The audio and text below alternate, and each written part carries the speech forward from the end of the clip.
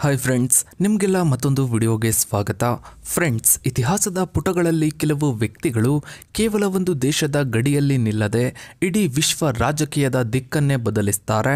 ಅಂತಹ ಶಕ್ತಿಶಾಲಿ ವ್ಯಕ್ತಿಗಳಲ್ಲಿ ಒಬ್ಬರು ಇರಾನ್ನ ಸರ್ವೋಚ್ಚ ನಾಯಕ ಅಯತುಲ್ಲಾ ಅಲಿ ಖಮೇನಿ. ಇಸ್ಲಾಮಿಕ್ ಕ್ರಾಂತಿಕಾರಿಯ ಬೆಂಕಿಯಲ್ಲಿ ಹುಟ್ಟಿ ಶಾ ಆಡಳಿತದ ಜೈಲುಗಳನ್ನು ಕಂಡ ಹತ್ಯಾ ಯತ್ನದಲ್ಲಿ ಬಲಗೈಯನ್ನೇ ಕಳೆದುಕೊಂಡರು. ಇರಾನ್ನ ಅಧ್ಯಕ್ಷನಾಗಿ ನಂತರ ಇಡೀ ದೇಶದ ಅಂತಿಮ ನಿರ್ಧಾರಗಳನ್ನು ತೆಗೆದುಕೊಳ್ಳುವ ಸರ್ವೋಚ್ಚ ನಾಯಕನಾಗಿ ಹೇರಿದ ಖಮೇನಿಯವರ ಜೀವನದ ಕತೆ ಗೊತ್ತಾ? ಇವರ ನಾಯಕತ್ವವು ಜಾಗತಿಕ ರಾಜಕಾರಣದಲ್ಲಿ ವಿಶೇಷವಾಗಿ ಅಮೆರಿಕ ಮತ್ತು ಇಸ್ರೇಲ್ನಂತಹ ಪ್ರಬಲ ರಾಷ್ಟ್ರಗಳೊಂದಿಗೆ ಆಳವಾದ ದ್ವೇಷದ ಸಂಬಂಧಕ್ಕೆ ಕಾರಣವಾಗಿದೆ. ಈ ದ್ವೇಷವು ಹೇಗೆ ಹುಟ್ಕೊಳ್ತು? ಪರಮಾಣು ಕಾರ್ಯಕ್ರಮ, ಪ್ರಾಕ್ಸಿ ಯುದ್ಧಗಳು, ಸೈದ್ಧಾಂತಿಕ ಸಂಘರ್ಷಗಳು ಇವು ಹೇಗೆ ಇರಾನ್ ಅನ್ನು ಅಮೆರಿಕ ಮತ್ತು ಇಸ್ರೇಲ್ನ ಕಣ್ಣಿನಲ್ಲಿ ದೊಡ್ಡ ಶತ್ರುವನ್ನಾಗಿ ಮಾಡಿವೆ? ಈ ವಿಡಿಯೋದಲ್ಲಿ ಅಯತುಲ್ಲಾ ಅಲಿ ಖಮೇನಿಯವರ ವೈಯಕ್ತಿಕ ಜೀವನದ ಏಳು ಬೀಳುಗಳಿಂದ ಹಿಡಿದು ಅವರು ಹೇಗೆ ಇರಾನ್ ಅನ್ನು ಪ್ರಾದೇಶಿಕ ಶಕ್ತಿಯನ್ನಾಗಿ ಪರಿವರ್ತಿಸಿದರು ಮತ್ತು ಜಗತ್ತಿನ ಪ್ರಬಲ ರಾಷ್ಟ್ರಗಳೊಂದಿಗೆ ಅವರ ಸಂಘರ್ಷದ ಕಾರಣಗಳೇನು ಎಲ್ಲವನ್ನ ಇವತ್ತಿನ ಈ ಒಂದು ವಿಡಿಯೋದಲ್ಲಿ ನೋಡ್ತಾ ಹೋಗೋಣ. ವಿಡಿಯೋ ತುಂಬಾನೇ ಇಂಟ್ರೆಸ್ಟಿಂಗ್ ಆಗಿದೆ ಫ್ರೆಂಡ್ಸ್. ವಿಡಿಯೋವನ್ನ ಎಲ್ಲೂ ಸ್ಕಿಪ್ ಮಾಡದೆ ಸಂಪೂರ್ಣವಾಗಿ ನೋಡಿ. ಫ್ರೆಂಡ್ಸ್, ಅಯತುಲ್ಲಾ ಅಲಿ ಖಮೇನಿ ಅವರು 1939 ಏಪ್ರಿಲ್ 19ರಂದು ಇರಾನ್ನ ಮಷಹದ್ ನಗರದಲ್ಲಿ ಜನಿಸಿದರು. ಇವರು ಒಬ್ಬ ಧಾರ್ಮಿಕ ವಿದ್ವಾಂಸ ಕುಟುಂಬದಿಂದ ಬಂದವರು. ಇವರ ತಂದೆ ಜಾವದ್ ಖಮೇನಿ ಅವರು ಧಾರ್ಮಿಕ ಗುರುಗಳಾಗಿದ್ದರು. ಖಮೇನಿ ಅವರು ತಮ್ಮ 4ನೇ ವಯಸ್ಸಿನಲ್ಲಿಯೇ ಕುರಾನನ್ನ ಓದೋದಕ್ಕೆ ಪ್ರಾರಂಭಿಸಿದರು.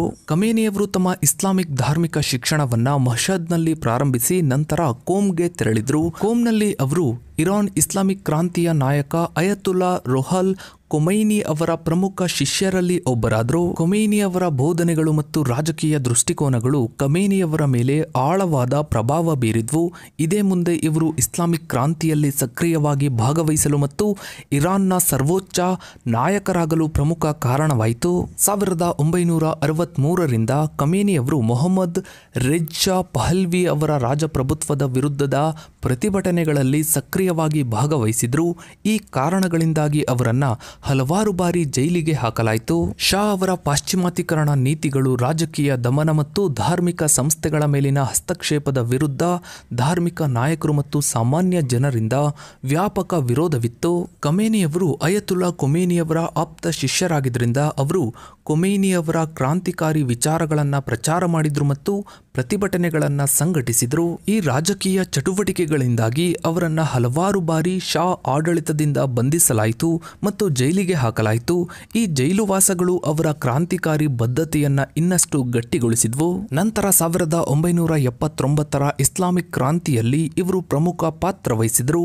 ಕ್ರಾಂತಿಯ ಯಶಸ್ಸಿನ ನಂತರ ಇವರು ಹೊಸದಾಗಿ ಸ್ಥಾಪಿಸಲಾದ ಇಸ್ಲಾಮಿಕ್ ಗಣರಾಜ್ಯ ಇರಾನ್ನಲ್ಲಿ ಹಲವು ಸ್ಥಾನಗಳನ್ನು ಅಲಂಕರಿಸಿದರು. ತೆಹರಾನ್ನ ಶುಕ್ರವಾರದ ಪ್ರಾರ್ಥನೆಯ ಮುಖಂಡ, ಇದು ಅತ್ಯಂತ ಪ್ರಭಾವಿ ಧಾರ್ಮಿಕ ಮತ್ತು ರಾಜಕೀಯ ಸ್ಥಾನವಾಗಿದ್ದು ಇಲ್ಲಿಂದ ಅವರು ಸರ್ಕಾರದ ನೀತಿಗಳನ್ನು ಮತ್ತು ಕ್ರಾಂತಿಯ ಆದರ್ಶಗಳನ್ನು ಜನರಿಗೆ ತಲುಪಿಸ್ತಾ ಇದ್ರು. ಇನ್ನು IRGCಯ ಸ್ಥಾಪನೆ ಮತ್ತು ಅದರ ಆರಂಭಿಕ ದಿನಗಳಲ್ಲಿ ಅವರು ಸಕ್ರಿಯವಾಗಿ ಪಾಲ್ಗೊಂಡ್ರು. ಇದು ಕ್ರಾಂತಿಯ ರಕ್ಷಣೆ ಮತ್ತು ಹೊಸ ಸರ್ಕಾರದ ಭದ್ರತೆಗೆ ಅಗತ್ಯವಾಗಿತ್ತು. ಇನ್ನು ರಕ್ಷಣಾ ಮಂಡಳಿಯ ಸದಸ್ಯರು ಇರಾನ್ ಇರಾಕ್ ಯುದ್ಧದ ಸಮಯದಲ್ಲಿ ದೇಶದ ರಕ್ಷಣಾ ನೀತಿಗಳನ್ನು ರೂಪಿಸುವಲ್ಲಿ ಇವರು ಮಹತ್ವದ ಪಾತ್ರ ವಹಿಸಿದ್ರು. ಇನ್ನು ತೆಹರಾನ್ ಸಂಸದ, ಇದು ಇವರಿಗೆ ರಾಜಕೀಯ ನಿರ್ಧಾರ ಕೈಗೊಳ್ಳುವ ಪ್ರಕ್ರಿಯೆಯಲ್ಲಿ ನೇರ ಭಾಗವಹಿಸಲು ಅವಕಾಶವನ್ನ ಮಾಡಿಕೊಡ್ತು. ಈ ಎಲ್ಲಾ ಸ್ಥಾನಗಳು ಇವರನ್ನ ಇರಾನ್ನ ರಾಜಕೀಯ ಮತ್ತು ಧಾರ್ಮಿಕ ವಲಯಗಳಲ್ಲಿ ಪ್ರಬಲ ಶಕ್ತಿಯಾಗಿ ರೂಪಿಸಿದ್ವು. ಅಂತಿಮವಾಗಿ ಇವರನ್ನ ದೇಶದ ಸರ್ವೋಚ್ಚ ನಾಯಕ ಸ್ಥಾನಕ್ಕೆ ಏರುವಂತೆ ಮಾಡಿದ್ವು. ಇನ್ನು 1981 ಜೂನ್ 27ರಂದು ಇವರ ಮೇಲೆ ಹತ್ಯಾ ಪ್ರಯತ್ನ ನಡೆಯಿತು. ಇದರಿಂದ ಇವರ ಬಲಗೈ ಪಾರ್ಶ್ವವಾಯುಗೆ ಒಳಗಾಯಿತು. ಖಮೇನಿ ಆಗ ಇರಾನ್ನ ಇಸ್ಲಾಮಿಕ್ ಕ್ರಾಂತಿಯ ನಂತರದ ಹೊಸ ಸರ್ಕಾರದ ಪ್ರಮುಖ ಮುಖಂಡರಲ್ಲಿ ಒಬ್ಬರಾಗಿದ್ರು ಮತ್ತು ತೆಹರಾನ್ ಶುಕ್ರವಾರದ ಪ್ರಾರ್ಥನೆಯ ಮುಖಂಡರಾಗಿದ್ರು. ಇವರು ತೆಹರಾನ್ನ ಅಬುಜಾ ಮಸೀದಿಯಲ್ಲಿ ಸಭಿಕರನ್ನ ಉದ್ದೇಶಿಸಿ ಮಾತನಾಡ್ತಿರ್ಬೇಕಾದ್ರೆ ಇವರ ಮುಂದಿನ ಟೇಪ್ ರಿಕಾರ್ಡ್ನಲ್ಲಿ ಸ್ಫೋಟಕವನ್ನ ಇಡಲಾಗಿತ್ತು. ಆ ಬಾಂಬ್ ಸ್ಫೋಟದಿಂದಾಗಿ ಅವರು ಗಂಭೀರವಾಗಿ ಗಾಯಗೊಂಡ್ರು. ಈ ಸ್ಫೋಟದ ಪರಿಣಾಮವಾಗಿ ಖಮೇನಿಯವರ ಬಲಗೈ ಸಂಪೂರ್ಣವಾಗಿ ಪಾರ್ಶ್ವವಾಯುಗೆ ಒಳಗಾಯಿತು. ಅಂದಿನಿಂದ ಇಂದಿನವರೆಗೂ ಅವರ ಬಲಗೈ ನಿಷ್ಕ್ರಿಯವಾಗಿದೆ.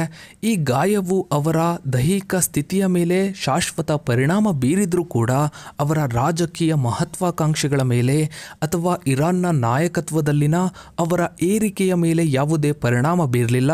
ವಾಸ್ತವವಾಗಿ ಈ ಘಟನೆಯು ಅವರಿಗೆ ಜನಸಮೂಹದ ಅನುಕಂಪ ಮತ್ತು ಬೆಂಬಲವನ್ನು ತಂದುಕೊಡ್ತು. ಇದು ಅವರ ಭವಿಷ್ಯದ ರಾಜಕೀಯ ಏರಿಕೆಗೆ ಪೂರಕವಾಯಿತು. ಈ ಘಟನೆಯ ನಂತರ ಕೆಲವು ತಿಂಗಳಲ್ಲಿ ಇವರು ಇರಾನ್ನ ಅಧ್ಯಕ್ಷರಾಗಿ ಆಯ್ಕೆಯಾದರು. ಅಯತುಲ್ಲಾ ಅಲಿ ಖಮೇನಿಯವರು 1981ರಿಂದ 1989ರವರೆಗೆ ಇರಾನ್ನ 3ನೇ ಅಧ್ಯಕ್ಷರಾಗಿ ಸೇವೆಯನ್ನು ಸಲ್ಲಿಸಿದರು. ಇವರ ಅಧ್ಯಕ್ಷೀಯ ಅವಧಿಯು ಅನೇಕ ಸವಾಲುಗಳಿಂದ ಕೂಡಿತ್ತು. ಇರಾನ್ ಇರಾಕ್ ಯುದ್ಧ. ಈ ಯುದ್ಧವು ಖಮೇನಿಯವರ ಅಧ್ಯಕ್ಷೀಯ ಅವಧಿಯ ಬಹುಪಾಲು ಸಮಯವನ್ನು ಆವರಿಸಿತ್ತು. ಯುದ್ಧದ ಸಮಯದಲ್ಲಿ ಅವರು ರಾಷ್ಟ್ರದ ನಾಯಕ ಸೈನಿಕರಿಗೆ ನೈತಿಕ ಬಲ ನೀಡುವಲ್ಲಿ ಮತ್ತು ಯುದ್ಧದ ಪ್ರಯತ್ನಗಳನ್ನು ಸಂಘಟಿಸುವಲ್ಲಿ ಪ್ರಮುಖ ಪಾತ್ರ ವಹಿಸಿದರು. ಇವರು ಆಗಾಗ್ಗೆ ಯುದ್ಧದ ರಂಗಗಳಿಗೆ ಭೇಟಿ ನೀಡಿ ಸೈನಿಕರಿಗೆ ಮನೋಬಲ ಹೆಚ್ಚಿಸ್ತಾ ಇದ್ರು. ಇನ್ನು ಯುದ್ಧದ ಅವಧಿಯಲ್ಲಿ ಐಆರ್ಜಿಸಿನೊಂದಿಗೆ ಅತ್ಯಂತ ನಿಕಟ ಸಂಬಂಧವನ್ನು ಬೆಳೆಸಿಕೊಂಡ್ರು. ಐಆರ್ಜಿಸಿ ಇಸ್ಲಾಮಿಕ್ ಕ್ರಾಂತಿಯನ್ನ ರಕ್ಷಿಸಲು ಮತ್ತು ದೇಶದ ಭದ್ರತೆಯನ್ನ ಖಚಿತಪಡಿಸಿಕೊಳ್ಳಲು ಸ್ಥಾಪಿಸಲಾದ ಒಂದು ಪ್ರಮುಖ ಸಂಸ್ಥೆಯಾಗಿದೆ. ಇವರ ಅಧ್ಯಕ್ಷೀಯ ಅವಧಿಯು ಇರಾನ್ಗೆ ಕಠಿಣ ಸಮಯವಾಗಿತ್ತು. ಆದರೆ ಖಮೇನಿಯವರ ನಾಯಕತ್ವವು ದೇಶವನ್ನು ಯುದ್ಧದ ಮೂಲಕ ಮುನ್ನಡೆಸುವಲ್ಲಿ ಮತ್ತು ಇಸ್ಲಾಮಿಕ್ ಗಣರಾಜ್ಯದ ಆಂತರಿಕ ರಚನೆಗಳನ್ನು ಬಲಪಡಿಸುವಲ್ಲಿ ನಿರ್ಣಾಯಕವಾಗಿತ್ತು. ನಂತರ 1989ರ ಜೂನ್ 3ರಂದು ಇರಾನ್ ಇಸ್ಲಾಮಿಕ್ ಕ್ರಾಂತಿಯ ಸಂಸ್ಥಾಪಕ ಮತ್ತು ಮೊದಲ ಸರ್ವೋಚ್ಚ ನಾಯಕ ಖೊಮೈನಿಯವರ ನಿಧನದ ನಂತರ ಇರಾನ್ನಲ್ಲಿ ಹೊಸ ಸರ್ವೋಚ್ಚ ನಾಯಕರ ಆಯ್ಕೆಯು ತುರ್ತು ಅಗತ್ಯವಾಗಿತ್ತು. ಈ ಸಮಯದಲ್ಲಿ ಖಮೇನಿಯವರು ಇರಾನ್ನ ಸರ್ವೋಚ್ಚ ನಾಯಕರಾದರು. ಖಮೇನಿಯವರು ಖೊಮೈನಿಯವರ ಅತ್ಯಂತ ವಿಶ್ವಾಸಾರ್ಹ ಮತ್ತು ಆಪ್ತ ಶಿಷ್ಯರಲ್ಲಿ ಒಬ್ಬರಾಗಿದ್ದರು. ಅವರ ಕ್ರಾಂತಿಕಾರಿ ವಿಚಾರಗಳನ್ನು ಸಂಪೂರ್ಣವಾಗಿ ಅಳವಡಿಸಿಕೊಂಡಿದ್ದರು. ಅಧ್ಯಕ್ಷರಾಗಿ 8 ವರ್ಷಗಳ ಅನುಭವವು ದೇಶವನ್ನು ಮುನ್ನಡೆಸುವ ಅವರ ಸಾಮರ್ಥ್ಯವನ್ನು ಸಾಬೀತುಪಡಿಸಿತ್ತು. ಈ ಸ್ಥಾನದಲ್ಲಿ ಅವರು ಇರಾನ್ನ ವಿದೇಶಾಂಗ ನೀತಿ, ಆಂತರಿಕ ನೀತಿ, ಮಿಲಿಟರಿ ಮತ್ತು ಪ್ರಮುಖ ರಾಜಕೀಯ ನಿರ್ಧಾರಗಳ ಮೇಲೆ ಅಂತಿಮ ಅಧಿಕಾರವನ್ನು ಹೊಂದಿದ್ದಾರೆ. ಅಂದಿನಿಂದ ಇವರು ಈ ಸ್ಥಾನದಲ್ಲಿ ಮುಂದುವರಿತಾನೆ ಇದ್ದಾರೆ. ಮಧ್ಯಪ್ರಾಚ್ಯದಲ್ಲಿ ಅತಿ ಹೆಚ್ಚು ಕಾಲ ಸೇವೆ ಸಲ್ಲಿಸಿದ ರಾಷ್ಟ್ರ ಮುಖ್ಯಸ್ಥರಾಗಿದ್ದಾರೆ ಮತ್ತು 20ನೇ ಹಾಗೂ 21ನೇ ಶತಮಾನದಲ್ಲಿ ಶಾ ಪಹಲ್ವಿಯ ನಂತರ ಇರಾನ್ನ 2ನೇ ಅತಿ ಹೆಚ್ಚು ಕಾಲ ಸೇವೆಯನ್ನು ಸಲ್ಲಿಸಿದ ನಾಯಕರಾಗಿದ್ದಾರೆ. ಇನ್ನು ಇಸ್ರೇಲ್ಗೆ ಇರಾನ್ ಮತ್ತು ಅದರ ಸರ್ವೋಚ್ಚ ನಾಯಕ ಖಮೇನಿ ಒಂದು ದೊಡ್ಡ ಬೆದರಿಕೆಯಾಗಿ ಕಾಣುತ್ತೆ. ಇದಕ್ಕೆ ಪ್ರಮುಖ ಕಾರಣಗಳು ಇಸ್ರೇಲ್ ಅಸ್ತಿತ್ವಕ್ಕೆ ವಿರೋಧ. ಇರಾನ್ ಇಸ್ಲಾಮಿಕ್ ಗಣರಾಜ್ಯವು ವಿಶೇಷವಾಗಿ ಖಮೇನಿಯವರ ನಾಯಕತ್ವದಲ್ಲಿ ಇಸ್ರೇಲ್ ಅನ್ನು ಜಿಯೋನಿಸ್ಟ್ ಆಡಳಿತ ಎಂದು ಪರಿಗಣಿಸುತ್ತೆ ಮತ್ತು ಅದರ ಅಸ್ತಿತ್ವವನ್ನು ಗುರುತಿಸೋದೇ ಇಲ್ಲ. ಇಸ್ರೇಲ್ ಅನ್ನು ನಕ್ಷೆಯಿಂದ ಅಳಿಸಿ ಹಾಕುವ ಬಗ್ಗೆ ಇರಾನ್ನ ನಾಯಕರು ಪದೇ ಪದೇ ಹೇಳಿಕೆಗಳನ್ನು ನೀಡುತ್ತಾನೆ ಇರ್ತಾರೆ. ಇನ್ನು ಇರಾನ್ ಪರಮಾಣು ಶಸ್ತ್ರಗಳನ್ನು ಹೊಂದುವುದು ಇಸ್ರೇಲ್ಗೆ ಅತಿದೊಡ್ಡ ಭದ್ರತಾ ಕಳವಳವಾಗಿದೆ. ಇರಾನ್ ಪರಮಾಣು ಶಸ್ತ್ರಗಳನ್ನು ಅಭಿವೃದ್ಧಿಪಡಿಸುತ್ತಿದೆ ಎಂದು ಇಸ್ರೇಲ್ ಬಲವಾಗಿ ನಂಬಿದೆ. ಇದು ಇಸ್ರೇಲ್ನ ಅಸ್ತಿತ್ವಕ್ಕೆ ನೇರ ಬೆದರಿಕೆ ಎಂದು ಅದು ಭಾವಿಸಿದೆ. ಇನ್ನು ಇರಾನ್ನ ಖಮೇನಿಯವರ ನಾಯಕತ್ವದಲ್ಲಿ ಇಸ್ರೇಲ್ ವಿರುದ್ಧ ಹೋರಾಡುವ ಗುಂಪುಗಳಾದ ಲೆಬನಾನ್ನ ಹೆಜ್ಬುಲ್ಲಾ ಮತ್ತು ಗಾಜಾದ ಹಮಾಸ್ಗೆ ಹಣಕಾಸು, ವೆಪನ್ಸ್ಗಳು ಮತ್ತು ತರಬೇತಿಯನ್ನು ಒದಗಿಸುತ್ತದೆ. ಈ ಗುಂಪುಗಳು ಇಸ್ರೇಲ್ ವಿರುದ್ಧ ಅನೇಕ ದಾಳಿಗಳನ್ನು ನಡೆಸಿವೆ. ಇನ್ನು ಇಸ್ಲಾಮಿಕ್ ಗಣರಾಜ್ಯ ಇರಾನ್ನ ಶಿಯಾ ಇಸ್ಲಾಮಿಕ್ ಸಿದ್ಧಾಂತವು ಇಸ್ರೇಲ್ನ ಯಹೂದಿ ಸಿದ್ಧಾಂತದ ರಾಜ್ಯಕ್ಕೆ ಸಂಪೂರ್ಣವಾಗಿ ವಿರೋಧವಾಗಿದೆ. ಇನ್ನು ಅಮೆರಿಕ ಮತ್ತು ಇರಾನ್ ನಡುವಿನ ಉದ್ವಿಗ್ನ ಸಂಬಂಧಗಳು ದಶಕಗಳಷ್ಟು ಹಳೆಯದು ಮತ್ತು ಖಮೇನಿಯವರ ನಾಯಕತ್ವದಲ್ಲಿ ಇದು ಇನ್ನಷ್ಟು ಉಲ್ಬಣಗೊಂಡಿದೆ. ಇರಾನ್ನ ಇಸ್ಲಾಮಿಕ್ ಕ್ರಾಂತಿಯ ನಂತರ ಅಮೆರಿಕವನ್ನು ಗ್ರೇಟ್ ಸೈತಾನ ಅಂದರೆ ಮಹಾ ಸೈತಾನ ಎಂದು ಖಮೇನಿ ಮತ್ತು ಇತರ ಇರಾನ್ ನಾಯಕರು ಕರೀತಾರೆ. ಅಮೆರಿಕ ಇರಾನ್ನ ಆಂತರಿಕ ವ್ಯವಹಾರಗಳಲ್ಲಿ ಹಸ್ತಕ್ಷೇಪ ಮಾಡ್ತಿದೆ ಮತ್ತು ಇರಾನ್ನ ಇಸ್ಲಾಮಿಕ್ ಗುರುತುಗಳಿಗೆ ಬೆದರಿಕೆ ಎಂದು ಇರಾನ್ ನಂಬುತ್ತೆ. ಸದ್ಯಕ್ಕಂತೂ ಇಸ್ರೇಲ್ ಹಾಗೂ ಅಮೆರಿಕ ಖಮೇನಿಯವರನ್ನ ಅಧಿಕಾರದಿಂದ ತೆಗಿಲೇಬೇಕು ಅಂತ ಕಾದು ಕುಳಿತೇವೆ. ನಂತರದ ದಿನಗಳಲ್ಲಿ ಏನೆಲ್ಲ ಆಗುತ್ತೆ ಅನ್ನೋದನ್ನ ಕಾದು ನೋಡಬೇಕು. ಸೊ ಫ್ರೆಂಡ್ಸ್, ಇದಾಗಿತ್ತು ಇವತ್ತಿನ ಈ ಒಂದು ವಿಡಿಯೋದ ಬಗ್ಗೆ ನಿಮ್ಮ ಅನಿಸಿಕೆ ಅಭಿಪ್ರಾಯಗಳನ್ನ ತಪ್ಪದೆ ಕಮೆಂಟ್ ಸೆಕ್ಷನ್ ಅಲ್ಲಿ ಕಮೆಂಟ್ ಮಾಡಿ. ಹಾಗೆ ವಿಡಿಯೋಗೊಂದು ಲೈಕ್ ಮಾಡ್ತಾ ವಿಡಿಯೋನ ಆದಷ್ಟು ಎಲ್ಲ ಕಡೆ ಶೇರ್ ಮಾಡಿ. ನೀವಿನ್ನು ನಮ್ಮ ಚಾನಲ್ಗೆ ಸಬ್ಸ್ಕ್ರೈಬ್ ಆಗಿಲ್ಲ ಅಂದ್ರೆ ಕೆಳಗಡೆ ಕಾಣೋ ಸಬ್ಸ್ಕ್ರೈಬ್ ಬಟನ್ ಕ್ಲಿಕ್ ಮಾಡಿ. ಹಾಗೆ ಪಕ್ಕದಲ್ಲಿ ಕಾಣೋ ಬೆಲ್ ಐಕನ್ ಕೂಡ ಕ್ಲಿಕ್ ಮಾಡಿ. Thanks for watching.